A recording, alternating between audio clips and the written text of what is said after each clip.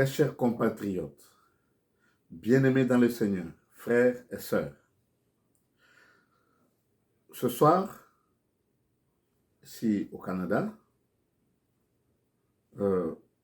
si vous êtes dans un autre endroit à part ici, bonne nuit si vous êtes la nuit, bonjour si c'est le matin, bon après-midi si c'est l'après-midi. Ça montre et justifie la grandeur de Dieu. Nous sommes sur une même terre, mais il y a des différences horaires. Alors ici, j'aimerais que le peuple qui veut être sauvé puisse écouter les messages que je vais vous adresser. Chaque chrétien est un messager, est un envoyé. C'est pourquoi souvent vous allez voir que j'écris apôtre Doudé, apôtre qui signifie tout simplement un envoyé. Tout celui-là qui est envoyé, c'est un apôtre. Comme Jésus-Christ lui-même l'avait dit, voici, je vous envoie. Dieu nous envoie comme des brebis au milieu des loups. C'est-à-dire, nous sommes ses envoyés. Nous sommes ses disciples. Nous sommes ses enfants.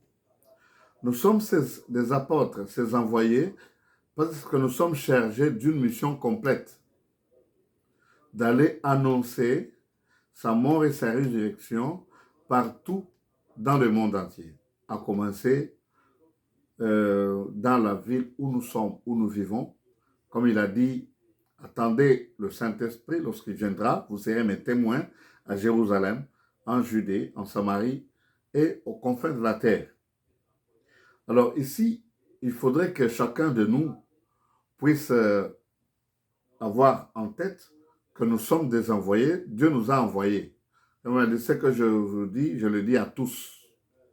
Alors Dieu nous dit à tous, mais il y a des choses qu'il faudrait que nous puissions comprendre, se rappeler et les mettre en pratique. Par exemple, il y a la prière, il y a la méditation de la parole, il y a l'annonce de la parole. C'est-à-dire, lorsque l'évangile du royaume des cieux sera prêché partout au monde entier, en guise de témoignage aux nations, alors viendra la fin. Nous disons que nous attendons le retour du Christ quand il va venir pour prendre son Église. Nous savons que l'Église de Dieu, ce ne sont pas les dénominations que nous avons un peu qui pullulent le monde entier. Il y a une vingtaine d'églises pentecôtistes, pentecôtistes unis, pentecôtistes évangéliques, pentecôtistes missionnaires, etc., etc. Il y a beaucoup de protestants, il y a méthodistes, il y a des luthériens, il y a des églises catholiques. Les églises pullulent le monde et ils attirent les gens. Est-ce que Dieu est là-dedans? Parce que l'église, c'est le corps du Christ. Et les membres du corps du Christ, il n'y a que Dieu qui les connaît et la personne même qui est membre du corps du Christ sait qu'il est dans le corps du Christ. Parce que nous sommes convaincus par le Saint-Esprit. Parce que la Bible dit, lorsque le Saint-Esprit viendra, il nous convaincra. Nous serons convaincus du péché. Quelqu'un qui n'est pas enfant de Dieu, il ne peut jamais être convaincu du péché, il ne peut jamais se repentir. Il ne connaîtra jamais la vérité et ne la mettra jamais en pratique. Bon, alors ici, ce que je voudrais, commencer une série d'enseignements, la sagesse, comme on dit, la sagesse, ça s'adresse à tout le monde. Et les enseignements, l'évangile du royaume des cieux. Là, parce que le monde entier est rempli de conneries. Je m'excuse, des enseignements qui ne sont pas corrects. Comme notre frère congolais qui avait dit, on nous a menti. Imaginez un peu, quelqu'un en 1400, il arrive, il voit l'embouchure du fleuve Congo, et puis il s'est dit qu'il a découvert ça. Le fleuve Congo a toujours existé. Et il y a des gens qui vivaient là-bas. C'est-à-dire que c'est un mensonge. C'est-à-dire, il y a beaucoup de mensonges de ce genre-là. Et le plus grand mensonge qui détourne beaucoup de gens de la connaissance du vrai Dieu, c'est le mensonge qui est venu avec l'Église catholique, que nous appelons la prostituée, qui a mis au monde toutes les autres dénominations. C'est quand quelqu'un qui dit qu'il est catholique, c'est-à-dire qu'il n'est pas enfant de Dieu. Et même ceux-là qui disent qu'ils sont des chrétiens, c'est par la foi que, parce que quand je suis chrétien, c'est-à-dire en moi, je sais que je suis un enfant de Dieu, Jésus-Christ était mort sur la croix pour moi. Du temps de Jésus, la lettre J n'existait pas. C'est-à-dire que Dieu nous comprend parce qu'il comprend ce que nous pensons en nous, pas ce que nous disons. Mais nous les humains, nous comprenons par ce que nous entendons. C'est pourquoi il dit, Dieu sonde le cœur, mais vous jugez par l'apparence.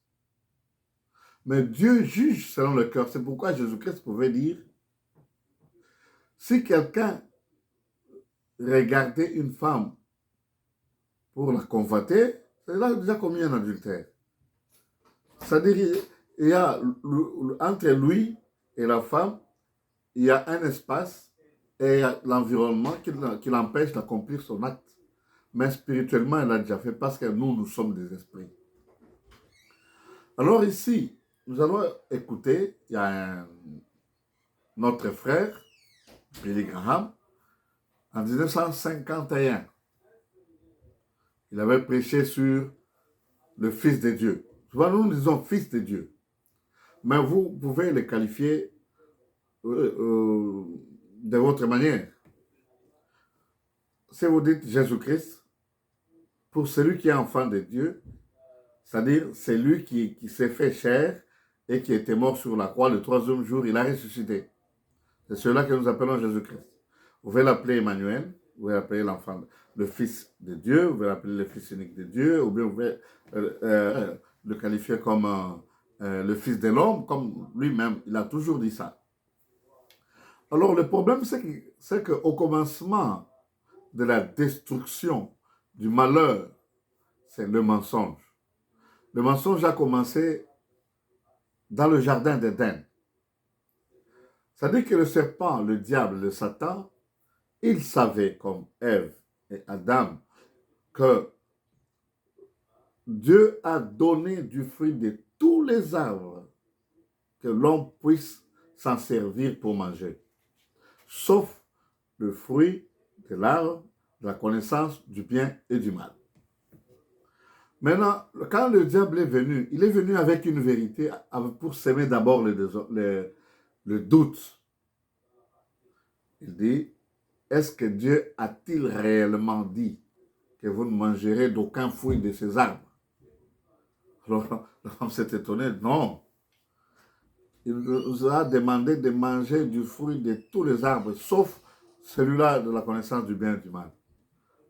Parce que le jour où nous en mangerons, nous mourrons au coup sûr. Il dit faux. Dieu sait que si vous mangez ce fruit, vous aurez la connaissance du bien et du mal. Vous serez semblable à lui. Alors il dit, la femme dit, oh, l'orgueil entre en elle. Je serai semblable à Dieu pour la connaissance du bien et du mal. Ah, c'est pourquoi Dieu m'a empêché. C'est ça le péché qu'elle avait commis. Elle a dit à son mari a dit, oh, alors nous serons comme des dieux. Parce que Dieu a précipité le diable, parce que le diable s'est disait en lui-même, je monterai au-dessus des étoiles de Dieu, et je mettrai mon trône, je serai semblable au Très-Haut. C'est ainsi que Dieu l'a précipité. Tout au long de mes enseignements, je vous parlerai des ténèbres. Je vous parlerai de la lumière, c'est quoi? Je vous parlerai des jours selon Dieu et des jours selon nous les humains. Alors, ici, écoutez un peu ce qu'il dit à propos de Jésus. Le monde entier sait que Jésus est un blanc. Les Juifs sont des blancs. Alors, écoutez un peu ça. Et puis, nous allons expliquer ensemble. Facebook of the late Dr. Graham preaching about Jesus. Any of you remember his world crusades? He was America's homegrown evangelist and perhaps the #1 preacher televised that brought in the crowds during the 1970s. All activity and social events was put on hold to hear Dr. Billy Graham on national TV preach about Christianity and Jesus Christ. But this particular message, he says something that we now all know. But he managed to make his Jesus inclusive, and he ad-libbed to please the crowd. But he was forced to speak the truth. Dr. Graham speaking truth based on fact, but subsequently pleases the crowd. Hear the applause because he made his Jesus inclusive. You will never be the same. Even if you refuse Christ, you'll never be the same. Once you faced it, once you've heard the gospel and rejected it, you can never be the same. It says when the rich young ruler rejected Christ, he turned away grieved, emotionally disturbed. Because when you reject the claims of Christ, that's a very serious thing. All over the country, thousands of young people are talking about Christ. They can't escape it. There's a Broadway play right now entitled Godspell, a musical version of St. Matthew's Gospel. There's a new movie right now called Brother John, in which Sidney Poitier plays Jesus Christ in the form of an Alabama black man. In which Sidney Poitier plays Jesus Christ in the form of an Alabama black man. In which Sidney Poitier plays Jesus Christ in the form of an Alabama black man.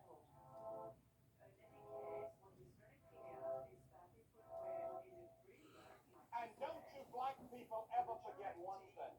Et vous les Noirs, il ne faut pas oublier une chose. Il ne faut pas oublier cette chose-là. Celui qui avait pris la croix de Jésus, c'était un homme noir. Il ne faut pas oublier une autre chose. Jésus-Christ appartient à l'Afrique.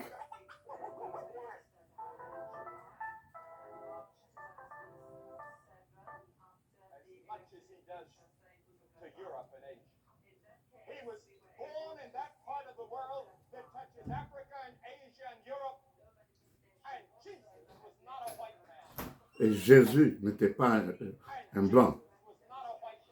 Et Jésus n'était pas un blanc. Et Jésus n'était pas un blanc.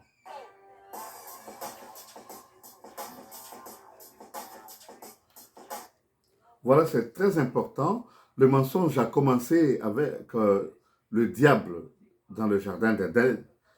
Il s'est nommé Lucifer. Mais il est devenu diable, il est devenu Satan, il est devenu l'ennemi, l'adversaire.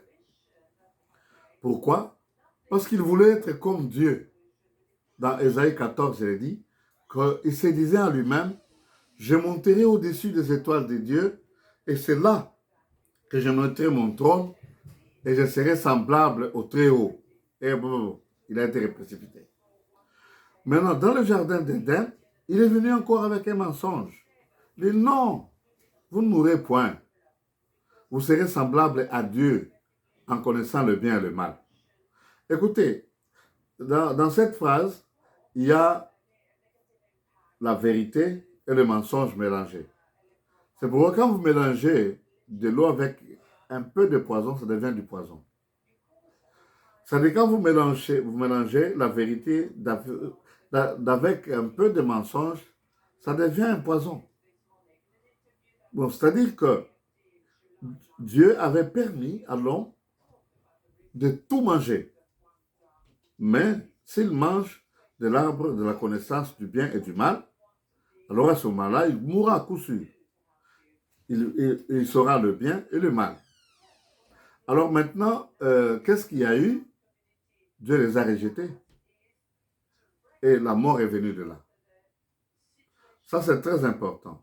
Maintenant, ici, le sujet de mes enseignements, c'est enlever ce mensonge-là, ce mensonge, pour que et les prédicateurs, et les pasteurs, les docteurs, tous ceux-là qui prêchent l'évangile ou qui écrivent quelque chose sur Dieu ou sur le Fils de Dieu, qu'ils puissent connaître la vérité, parce que la vérité affranchit et nous donne la liberté.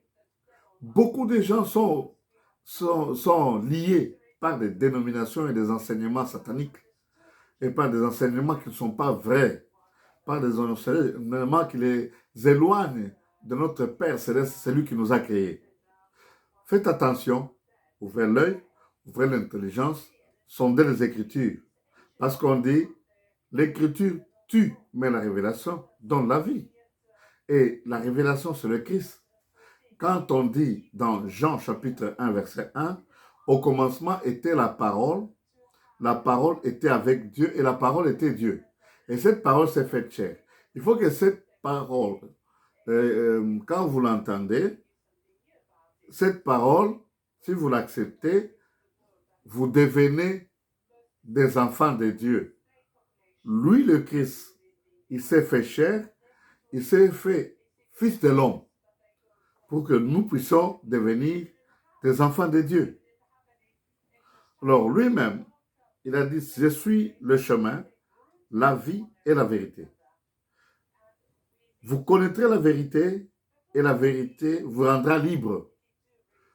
Imaginez quand vous mélangez la parole de Dieu avec les dénominations et les doctrines de vos églises, vous vous éloignez de Dieu. Vous mélangez la vérité avec quelques mensonges. Quand on dit par exemple l'église catholique, c'est l'église que les apôtres ont laissée. Non, les apôtres n'ont laissé aucune église.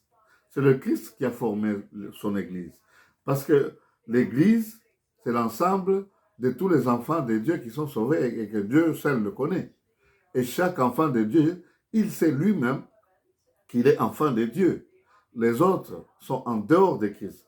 C'est-à-dire, Dieu a appelé beaucoup de gens, mais parmi ces beaucoup-là, il en a choisi très peu. C'est ça qu'il faudrait que vous puissiez comprendre. Au commencement, le diable a commencé avec le mensonge et on nous a trompés. Jésus-Christ, qu'on appelle en hébreu Yehoshua Hamashiach, que vous pouvez appeler Emmanuel, Mungu Nasi, que vous pouvez appeler le Fils de Dieu, le lion de la tribu de Juda. Tout dépend de ce que vous croyez en vous-même. Dieu ne tient pas compte de ce que vous dites, mais Dieu tient compte de ce que vous pensez dans votre cœur. Parce que ce sont vos pensées qui sont, vous-même, vous êtes vos pensées. C'est-à-dire la parole, c'est ce que vous pensez. Nous allons connaître ce que vous pensez quand vous allez prononcer vos paroles. Pourquoi on dit la parole était avec Dieu et la parole est Dieu. C'est ça le problème. Nous avons la parole en nous, quand nous l'extériorisons, nous écoutons ça. Oh, c'est ce qu'ils pensent. Ce sont ça, là ses idées. Mais ça s'est trouvé en nous. Alors il s'est fait chair. Maintenant, je donne seulement un petit exemple qui va nous faire comprendre que Jésus-Christ n'est pas blanc. Tout ce que les gens font dans le monde entier, je vous dis la vérité, c'est de l'idolâtrie. Vous avez des crucifixes dans vos maisons, vous avez des photos de je ne sais qui et vous vénérez que c'est le Christ. Pourtant, la Bible dit, il ne faudrait pas faire des images des choses qui sont dans le ciel, sur la terre ou en bas. Pourquoi est-ce que vous faites des statues? C'est très grave. Le mensonge. Jésus-Christ n'est pas blanc. Yehoshua Hamashiach n'est pas blanc. Le Fils de Dieu n'est pas blanc. Parce qu'Abraham, qui est son ancêtre, il est venu de la Mésopotamie. Vous connaissez tous que Abraham, les Mésopotamiens, étaient des Noirs. Quand Moïse, quand les enfants de Jéthro, je vous expliquerai cette histoire, ils ont confondu Moïse avec les Égyptiens. S'il était un blanc, on n'allait pas le confondre avec les Égyptiens qui sont noirs. C'est très important. La statue de Marie avec l'enfant Jésus qui est la plus ancienne, qui se trouve à la cathédrale Saint-Pierre et Paul à Rome, montre une statue, une femme noire avec un bébé noir. Alors, chaque soir, nous allons commencer à diffuser sur 2 chaînes différentes la sagesse divine pour que vous puissiez connaître la vérité. Et chaque fois quand nous commençons les enseignements, il faudrait prendre votre Bible. Parce que dès que vous croyez en la vérité, Dieu accomplit un miracle dans votre vie. Si vous croyez que Dieu est grand, alors Dieu sera grand pour vous. Que Dieu vous bénisse. Et l'autre série d'enseignements, c'est pour que le peuple congolais puisse enlever ce qu'on a mis sur les yeux, afin qu'ils ne puissent pas voir ce qui est vrai. Parce que ceux que nous admirons, ce sont nos ennemis. Mais ceux-là que nous combattons, ce sont nos amis et nos frères. Que Dieu vous bénisse. Merci et à la prochaine.